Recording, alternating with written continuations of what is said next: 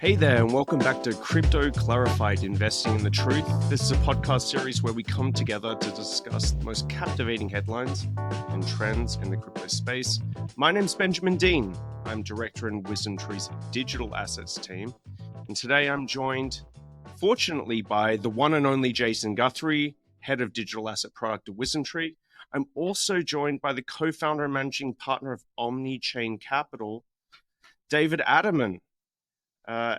Social media shout outs before we get things underway. You can always find me at Benjamin Dean on the Bird app. You can also find Jason at Guthrie. Join the wait list if you are in the United States. WisdomTree Prime, wisdomtreeprime.com. Join the wait list. You won't be disappointed. For today's episode, we're going to be talking about two broad topics. The first of them is around what's happening in US banking and how it relates to crypto. And then the second is around thinking about valuations in the crypto space. What are the kind of metrics and ways to think about what drives utility and value for certain coins and tokens? Before we get into the subject matter, though, I have to give the usual shout out to James and Sam in compliance, because nobody loves compliance more than Benjamin C. Dean. Before I begin, I need to state the following. To clarify, the views and opinions expressed in this podcast are those of WisdomTree and Omnichain Capital and are subject to change. Anything we present in this podcast is not intended to be relied upon as a forecast, research, nor as investment or tax advice. The information and opinions expressed in this podcast are not a recommendation, offer, or solicitation to buy or sell any securities, and reliance upon them is at the sole discretion of the listener. Please remember, past performance is no indication of future results. Now on to the fun stuff. It's been a big week, US banking, crypto. Jason's here with me. Always a pleasure. Jason, how are you holding up? All things considered, I'm doing pretty well, I think. Are you highly liquid? Well, I'm born in SVB, but anybody is more liquid than them, and it's been a huge week. But before we dive into all of that, we have a very special guest today. David Attermann is with us. David, how are you doing? I am great. Thanks for having me on. It's an absolute pleasure. Now, usually when we do these kinds of episodes, we like our guests to introduce themselves. David, tell us a little bit about how you got into the space, what you do with Omnichain Capital, and how you work in the crypto space. Great. Yeah, no. So I'm the co-founder and managing partner of Omnichain Capital, which is a liquid token investment fund that we launched in July 2021. And I think the best way to think about it is it's a hedge fund that owns early stage VC assets.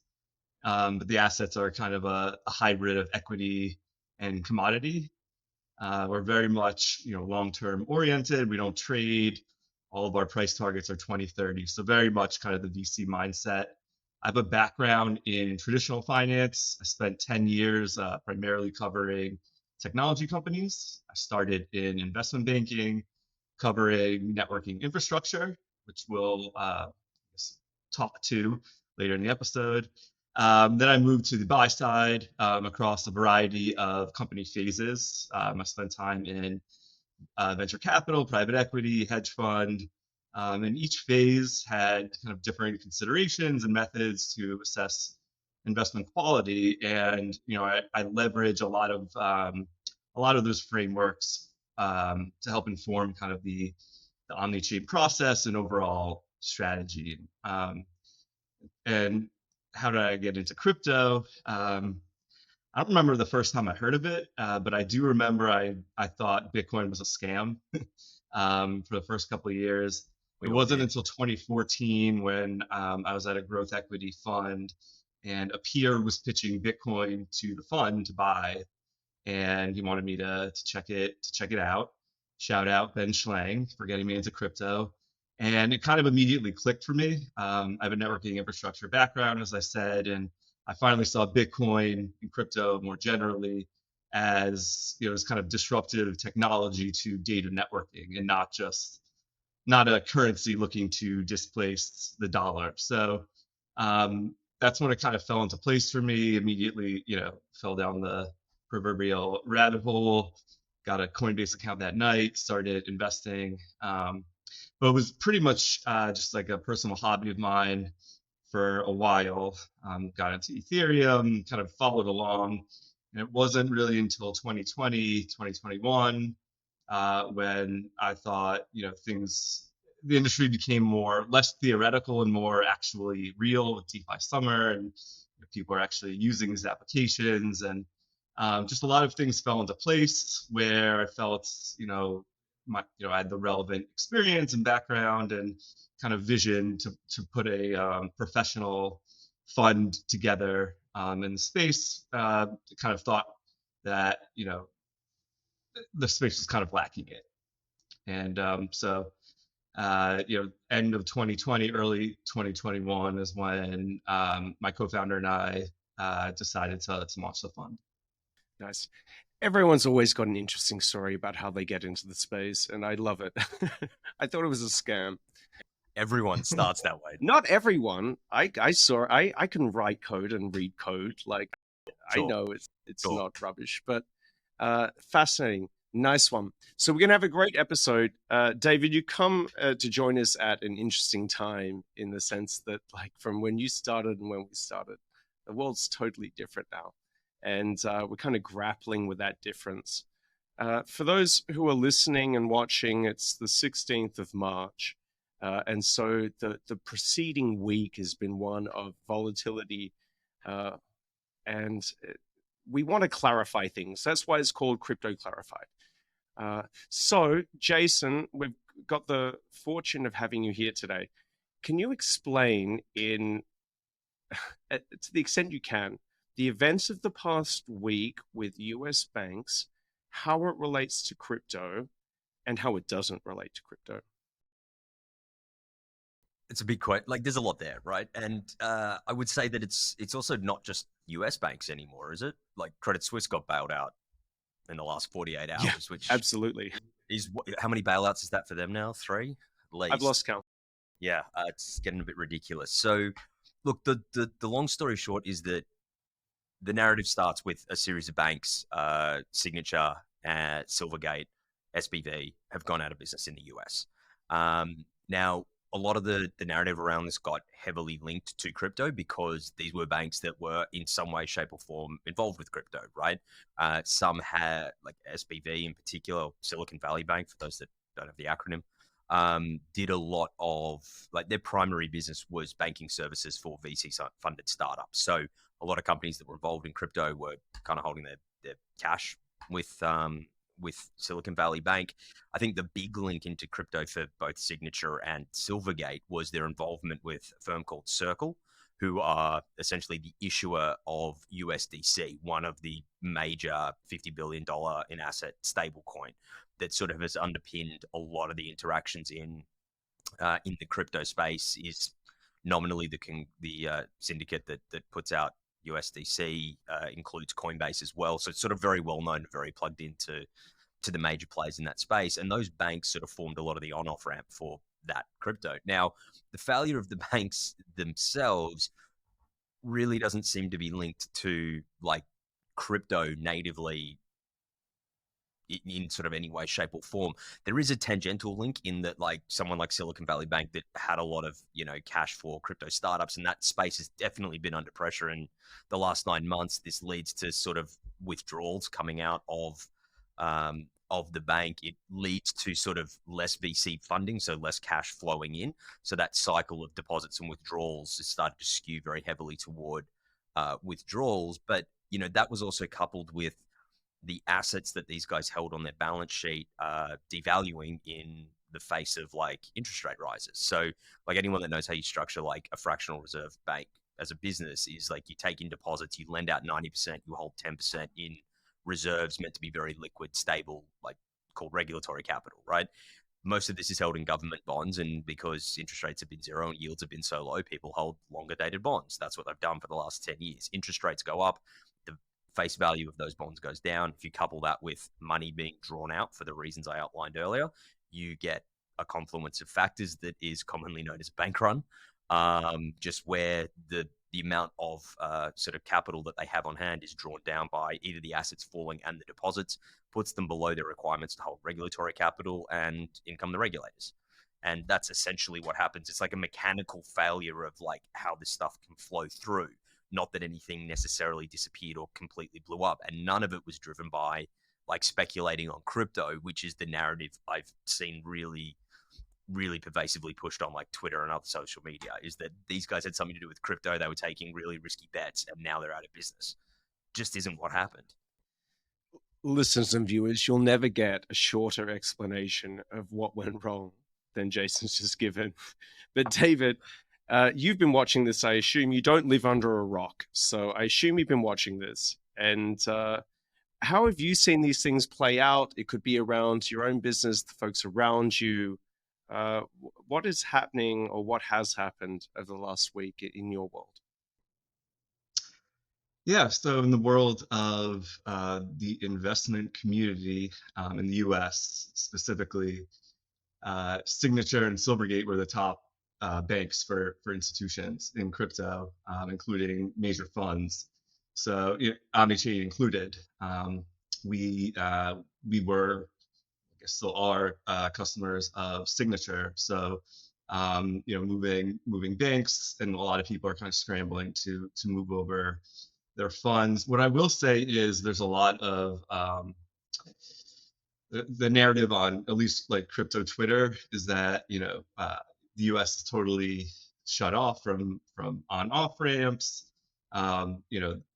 Funds in the U.S. are screwed. All the companies that need a bank are screwed. I kind of completely disagree with that. There are a lot of other regional banks that are using this opportunity to kind of build business. We're entering a recession potentially. Everyone wants a business, so there are a lot of options for funds like Omnichain, but also just companies to get banked in the U.S. So wanted to put that out there, but yeah, it's a disruption for sure, and definitely frustrating, but not the end of the world. That's an excellent clarification there, because I am reading people going out there and saying that now the crypto companies are unbanked, and that's simply not true. It's disruptive, as you say. Yeah, I mean, life is disruptive. There are problems. There are risks you got to manage, and banking for a lot of crypto companies, in inverted commas, has been a problem for years. So they have plan Bs and Cs and Ds and whatnot. And those plans are being exercised this week. I'm sorry to hear you have to deal with kind of the disruption caused by Signature Bank's demise. But at the same time, I'm glad to hear that you, and I know a lot of other folks out there, have got backup plans and they're executing them. Yep. Before we move on, I mean, I don't want to dwell too much on this topic for this episode, but I do want to give everyone a chance to say what they think as closing thoughts. I know my closing thoughts would be, or are, that there is a narrative that is out there right now, which is that crypto collapsed these banks, and that is simply not correct. It's not correct.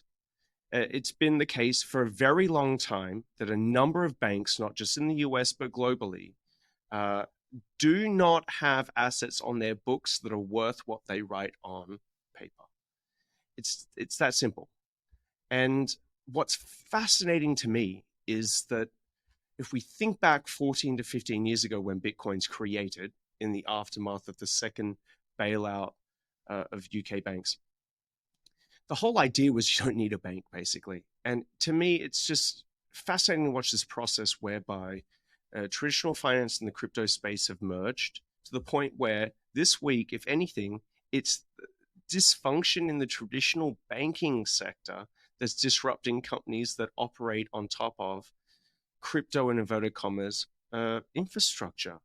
Like the shoe's on the other foot in a way that I expected, but I just find so striking this week.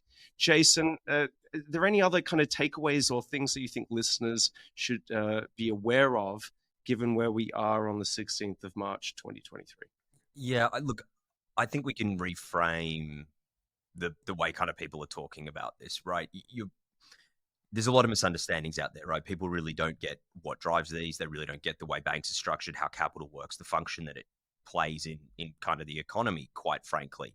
And the realistic assessment of it is that bank failures are somewhat impossible to avoid, right? You try to have a ecosystem that is sufficiently diversified. You have strong regulations, a lot of transparency on what they do.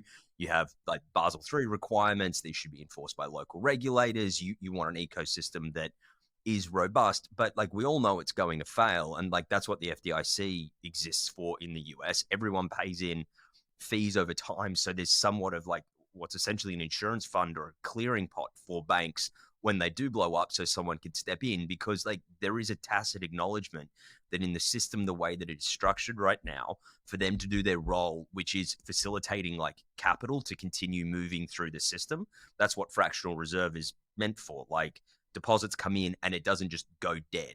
They'll lend it out to a mortgage, to a car loan, to a business, to some trade financing, whatever.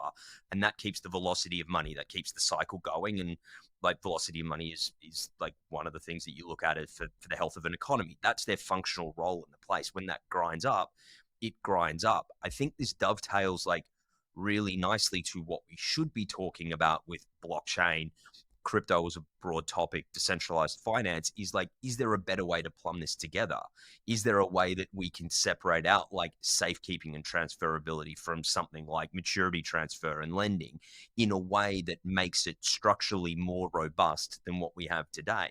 A reliance on, a low double digit number of institutions to perform this facility and have a very like horizontally integrated business.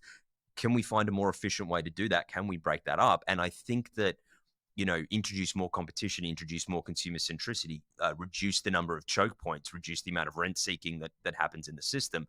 I think that's what we should be talking about with DeFi and crypto as an infrastructure. And with the backdrop of like the banking system starting to seize up and failures, that's the perfect backdrop to talk about it. Like what's its value as infrastructure for a financial services system that we can hopefully rebuild from like first principles. David, do you have any ideas to add on top? Yeah.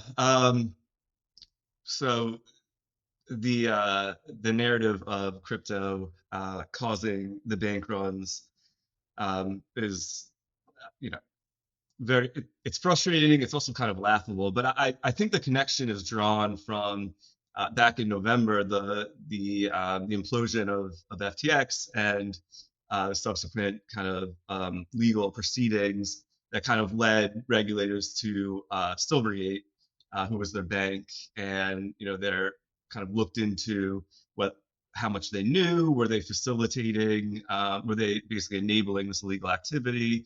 And then you got a lot of short sellers to jump on that. They were basically an easy target because they were just a badly run bank that happened to have this connection with FTX. And then once there was more scrutiny, there was more panic.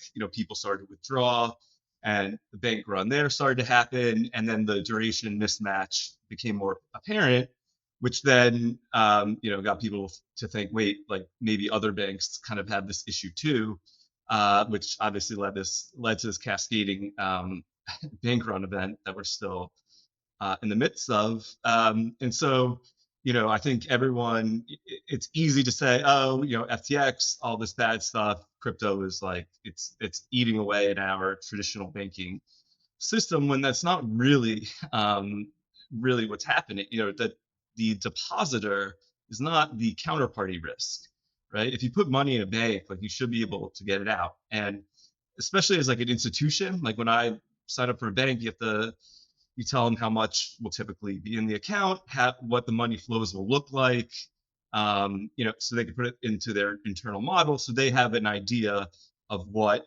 inflows and outflows should be, and how much liquidity they should have.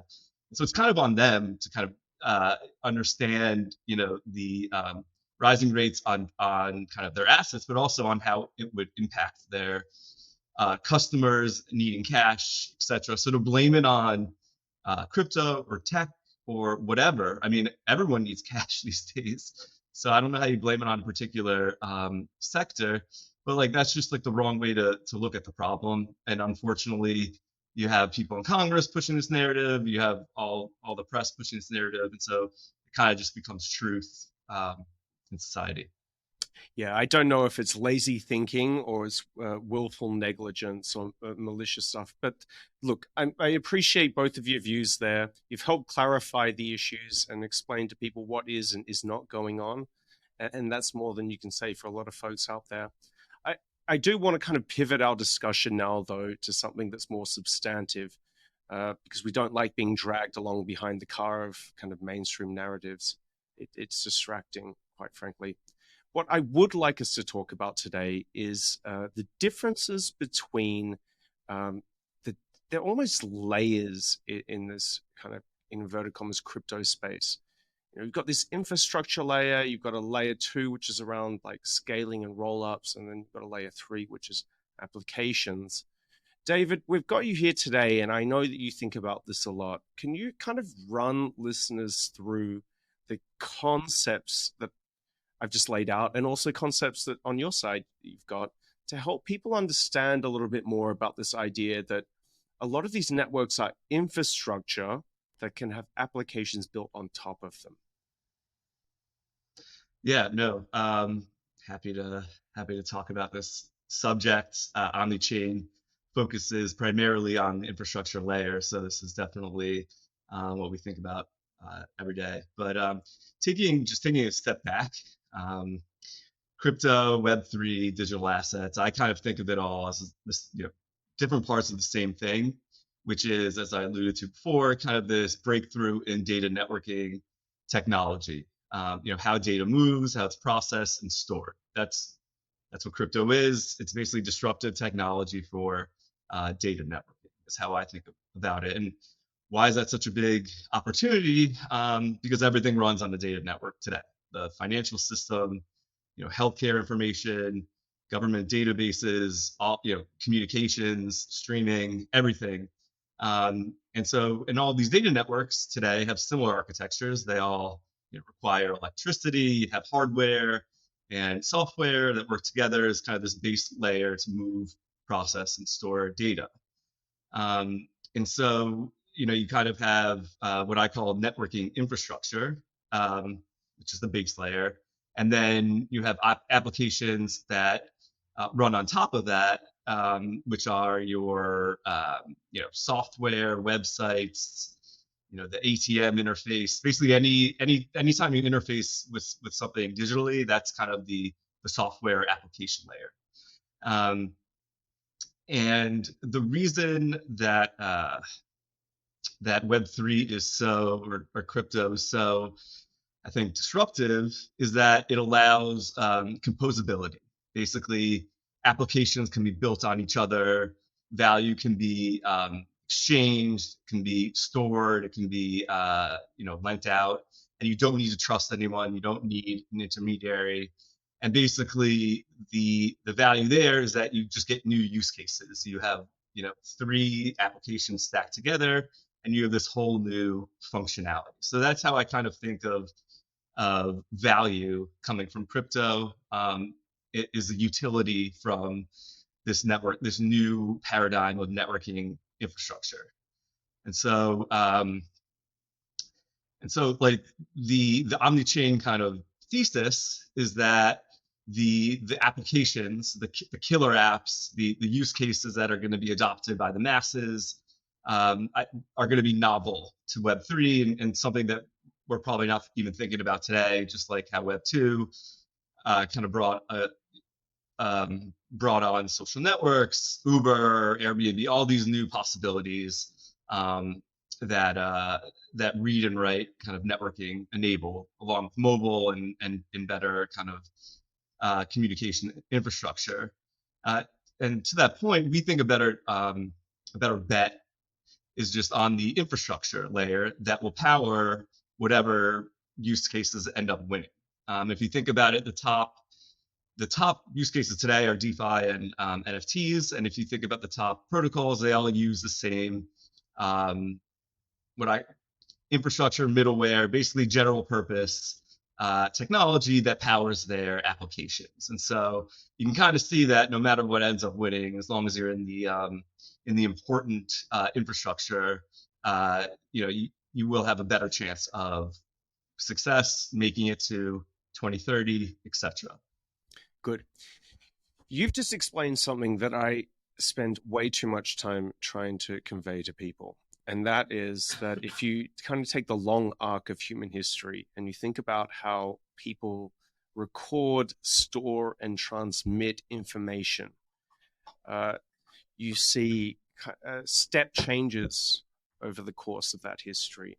And there are multiple step changes, but the one I like to use is the printing press, which is basically like you've just made it so people don't have to manually input information, write it down essentially onto some device. Paper is the device at that point. And then you're able to kind of print it at will using a machine, and the order of magnitude increase in productivity you get in reproducing information, it goes exponential. So, and then you've got to distribute the information, how do you make money off books and things like that. But it changes the whole kind of value distribution system in a similar way here, where it's like you have shared databases that people can write to and it's cryptographically secured. You just now got like kind of moments in time that are captured and are transmitted globally. Almost, well, it's not instantaneous because it moves at the speed of light along fiber optic cables, but that's beside the point. It's fascinating. Jason, you're here with us. Does David's kind of thesis there hold muster, or?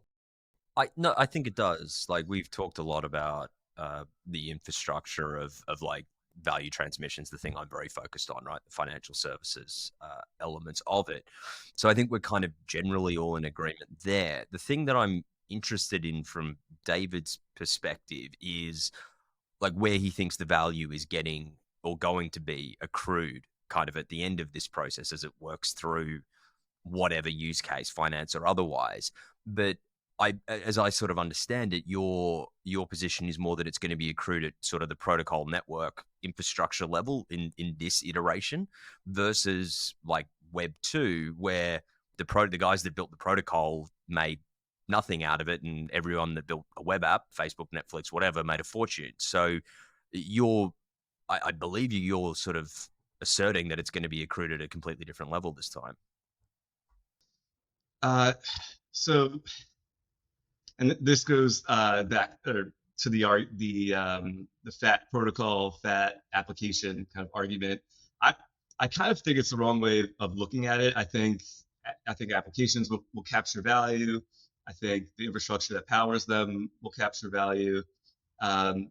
You capture the incremental utility you give people. So to the extent that an application does something better, that Uniswap has the most liquidity than versus all the other DEXs out there, so it is value, and the market has shown you that with a token that doesn't do anything, but it still has a high value based on just the volume that goes to the DEX. In terms of comparing it to Web 2, if there was a protocol token for the internet, I'm sure it would be worth more than Fang or whatever, and they would be worth less because they have to pay tax to it. So I do think the comparison's a little apples to oranges, but also to that point, I do think that a lot of the in terms of stickiness, I do think the lower layers of the network are stickier, harder to switch. Whereas like an app can be easily forked, and then you can offer a bunch of incentives, and then you could steal a bunch of customers.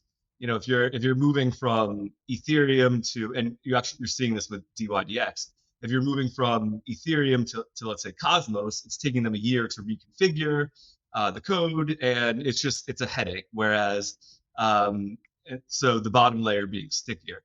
Also, I would almost kind of how you mentioned, Jason, the uh, the apps getting all the value. I think that you can almost look at Ethereum like a platform like Facebook. It's kind of its own walled garden. There is interoperability, but it's better when it's within the Ethereum ecosystem. And then you have all these, acquisitions or just microservices that they built on top. So I'd say that these ecosystems are more akin to the internet giants that we have today. So I do think the comparisons are a little apples to oranges. So is the way to think about it that the value that you believe is going to be accrued is driven by like the throughput and therefore the transaction fees, like that are derived by those that maintain the network? Ethereum in this case, equivalent to Facebook, that's people put in the effort to maintain that network, maintain its security, process transactions, clip a fee, and that's how you'll see the value getting accrued. Right. So this is kind of a point of contention on crypto Twitter and investors I talk to. Thinking about how to value these networks. Why do tokens even have value, etc. If you look at Ethereum, a lot of people and investors will look at the fees that they generate. And the problem with that is that users pay fees to use Ethereum, so it's kind of like a company in revenue. And then you can stake your token, and so you can get yield from the ecosystem. But in reality, the revenue gets burned, so it goes to no one. And not everyone stakes, so not everyone it's not like equity where everyone has a claim of cash flow. You have to stake, and the stakers, they get their compensation from inflation. So it's not even directly from the revenue. Yeah, they're just not losing out, basically. Right. And because because issuance is neutral today, you are technically gaining equity ownership in the network. It's a net positive. So, but and then people, a lot of people will value based on the yield, and then you assume a certain price, etc. But I would contend that it doesn't matter what the yield is. If you're getting 1,000,000% APY on ETH, it's still not worth anything unless ETH itself has value. And why does ETH itself have value? Because you need it to access the network. So the value of Ethereum is linked directly to the demand to use it. So I think about it more like a currency in a country. The more going on in a country, the more opportunity for developers to make money, the more opportunity for consumers to have a better experience, whatever. The more value in that scarce block space, which is represented by the ETH token. So what you've just described is similar to what I say when I sit down with institutional investors and they say, why Ether? And I go, well, do you put petrol in your car? Or for the listeners in the US, you put gas in your car? They say, yes. I say, so what does that do? Oh, it makes the car go forward. So what's the price of oil, right? It's kind of a derivative of that utility you get. We use oil for plastics and all kinds of different use cases. But in this instance, we're saying, correct me if I'm wrong, you're saying that the value of Ether is contingent upon demand for Ether in order to do things on the Ethereum network, right? I would say that's the inherent value. There's obviously speculative, all that stuff on top of that. That would be the inherent value. Yeah. Because the reason I say that, and we didn't cover it earlier on, but part of the reason we were talking about collapses in US banks and why it matters for crypto is because Jason mentioned USDC, Circle stablecoin is a lot of it's transmitted on different networks. One of the networks is Ethereum. And when they have problems in terms of their deposits, it creates problems for the USDC token, basically. So, what is one big use case or reason people want Ether is to send tokenized US dollars from cell phone to cell phone or computer to computer, or however you can use it, right? So that is a very clear use case and source of demand, and one that is growing. It's come out of not quite nowhere, but is very, very clear. What are the other then use cases or sources of utility for Ether in your mind? Or, and I'll give you a bit of extra space to discuss here, Ethereum is one of many networks at that infrastructure layer. What are the other sources of utility and reasons people want to have and use these cryptocurrencies? Yeah. So I mean, just starting with Ethereum, it's a general purpose smart contract platform, which is now scaling with these L2s as you mentioned. It'll be able to we hope in the future it'll be able to facilitate pretty much most use cases. So stablecoin payments, but to the extent and we can get into the other kind of middleware infrastructure that I look at. But I think there is a lot of opportunity. I actually, going back to the stablecoin use case, I actually don't think that consumers will really care about using stablecoins for payments unless they use the stablecoin for something else. So let's say, and this is a really cool idea. Let's say I just want to buy treasuries, right? And so I'm yielding 4%, whatever it is now. But then, so it's kind of like my bank account, but then I can also use that to pay for stuff. And so, so I'm getting yield. It's in an account. I can use it to pay for stuff. Automation on the back end, but that would be cool. And then you link it with your equities and just you have all of your net worth kind of together in one place, easily transferable, easily used as leverage. Let's say you want to buy something. Sounds familiar.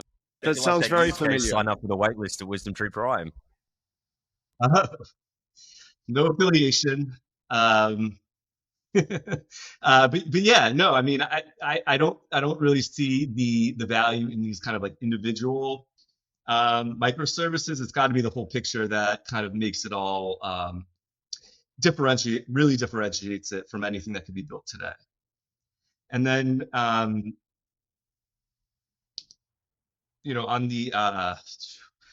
the kind of the infrastructure side of things, something I look at a lot is decentralized compute, meaning, so taking a step back, Ethereum is, this, world computer that, versus Bitcoin, which did nothing, Ethereum can execute smart contracts. So it can be programmed. And so, there is compute in it. Because Ethereum nodes are purposely kept pretty, cheap and relatively cheap and simple, the capacity for compute is actually very limited to just simple code execution. If you want anything, like anything dynamic, anything that needs data processing, VR, AR, AI, requiring a lot of GPUs, you're going to need a lot more compute. And today that's done on centralized servers. The decentralized compute providers are enabling basically, you can execute something on chain, have an Oracle distribute it to a trust minimized compute network that's run by peer-to-peer, so it's has the same properties as a blockchain, and then returns the output through the Oracle back on chain.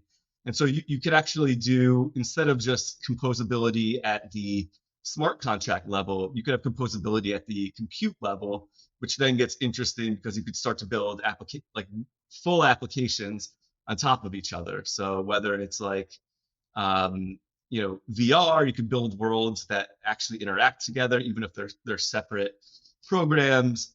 And this is something I think about a lot. I don't even know what's going to be developed from this, but I just know that in DeFi summer there was a new idea every other week, and the amount of innovation when you're building on top of each other is kind of unprecedented in terms of software development. So uh, I think it'll be exciting. I think there'll be a lot of experimentation, but kind of the crux of the value is just how it doesn't matter if I'm on,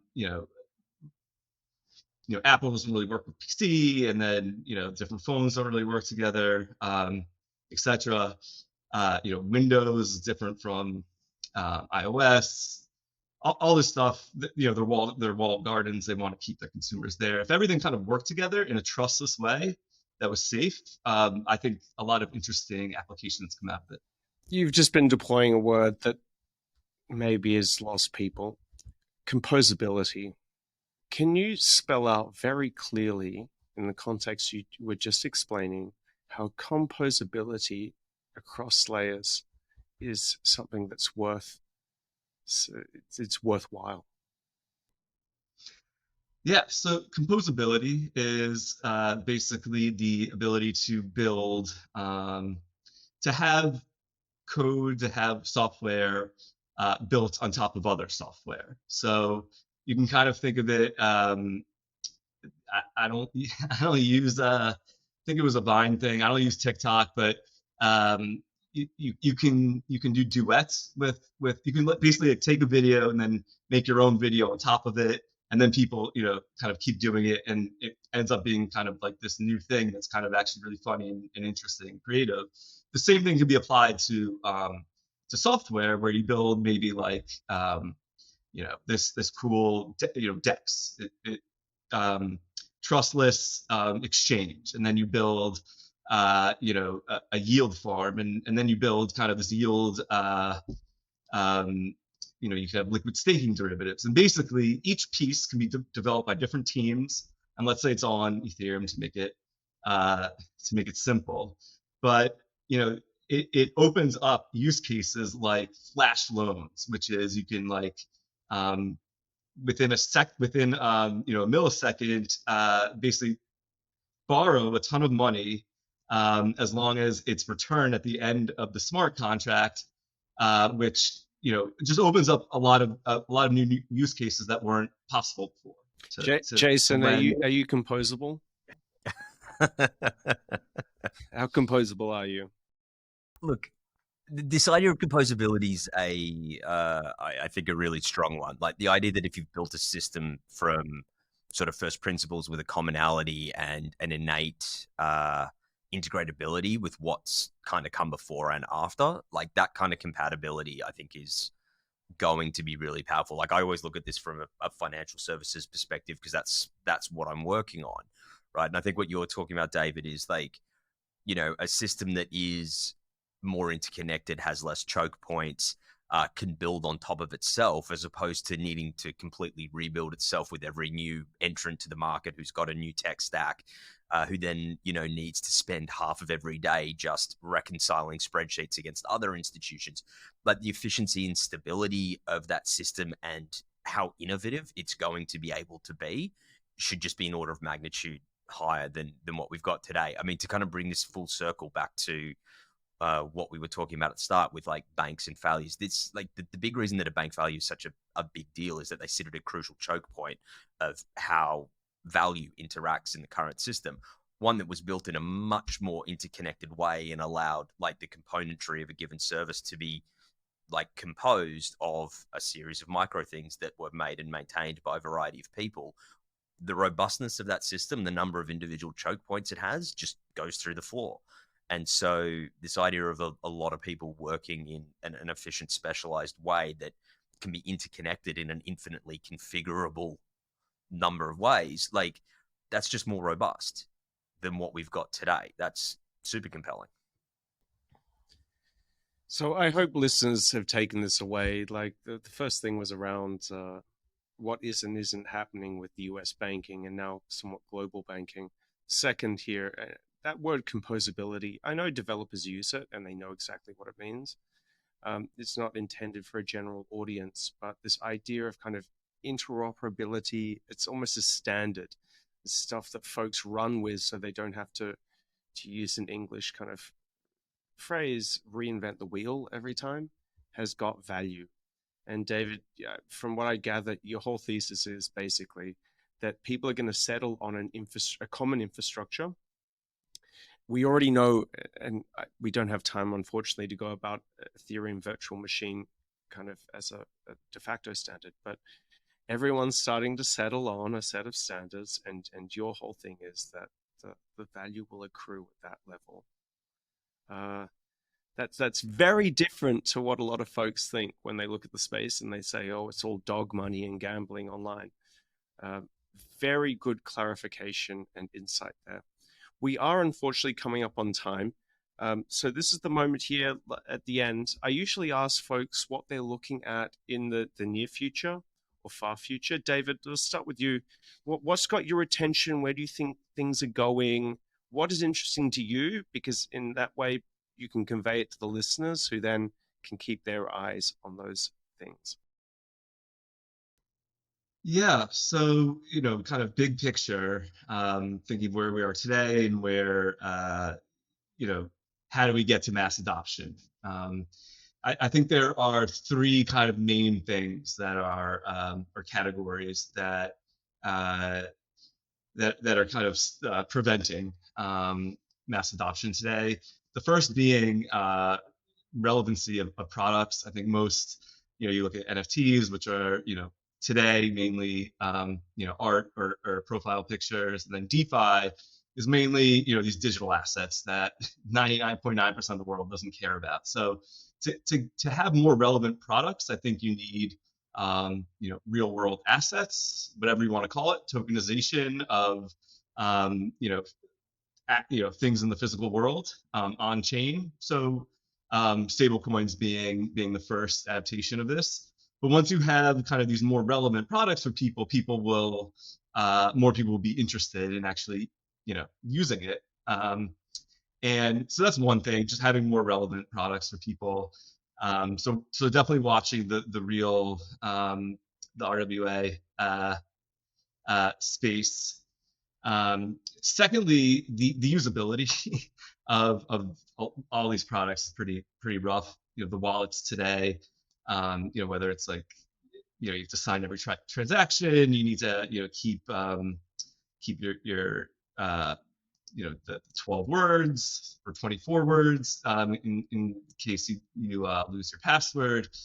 It's just very clunky and not like, even I like hate using a lot of these applications. So this new kind of technology of account abstraction, which basically just automates a lot of stuff and makes it easier for users to use applications like we're used to in Web 2.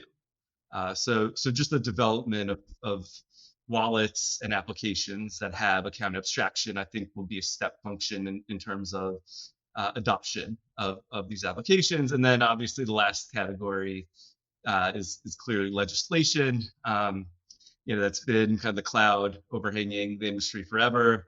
Obviously, with a lot of the banking stuff today, but in terms of like actionable legislation this year, we should get some sort of stablecoin legislation in the U.S., which would be huge if obviously if done right.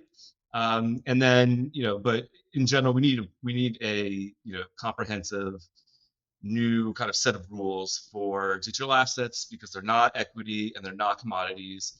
They have a lot of nuanced differences, and Congress just needs to get their act together and put together legislation because clearly what we have in place isn't working. Jason, do you have any addendums to that? No, I agree with the legislation piece completely. I mean, look, what am I looking at? Bank solvency, obviously. I think is a big topic, but I think really this whole piece has just underlined the need to kind of keep working on what we're working on. And I think this concept of like how can we decouple the ideas of safekeeping and savings from sort of like the fractional reserve system and lending and being an unsecured creditor of a financial institution. I think like we can come up with a better model than that. So that's DeFi. Stablecoins are a big part of that. This just makes me want to work harder at all of that stuff. Well, there we go, folks. We're out of time, but I appreciate all those views indeed. It's may you live in interesting times. There's never a shortage of interesting things to talk about. Thank you very much to both of you for clarifying the topics today. I hope listeners found it useful. David, if people want to find you on the interwebs, where do they find you? I mean, probably easiest just to Google my name. I'm pretty active on Twitter, LinkedIn. My DMs are always open. Also on Substack. I write under Omnichain Observations. But always looking to connect with other investors in the space or builders in the space. And for any more information on the fund, feel free to DM me on whatever platform. There you go, David Attermann, folks. You can DM him. It's open. And if you're in the United States and you want to know what saving, investing, and spending in the same place is, you can join the wait list, wisdomtreeprime.com. Do it. You'll like it. You can find me at Benjamin Dean on the Bird app, and Jason's at Guthrie. As a reminder, if anybody wants us to cover any specific topics in future episodes, or to find out more information, you can email us on the snail mail option, cryptoclarified@wisdomtree.com. Thank you again for listening, and we hope you have an excellent day.